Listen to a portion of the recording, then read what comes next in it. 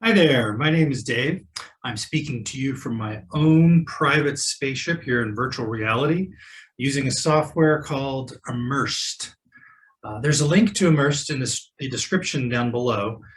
Now, back in September of 2021, I read an article by Mr. Paul Tomlinson titled Working from Orbit. There's a link to that article in the description as well. In that article, Mr. Tomlinson explained how he has used VR and Immersed as his full-time working environment since early 2019.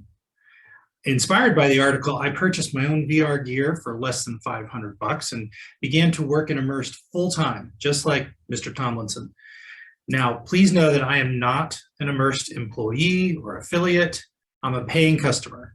There's a free plan, by the way, but I simply love Immersed so much that I created this YouTube channel to share my enthusiasm for this game-changing software. My videos that I produce are not reviewed by anyone at Immersed, so if I make some mistakes, please forgive me. In the future, as I have time, I'll add videos with tips and tricks and how-tos and things that will hopefully inspire others to give Immersed a try. I might branch out and feature videos about other apps that enable productive work in VR as well.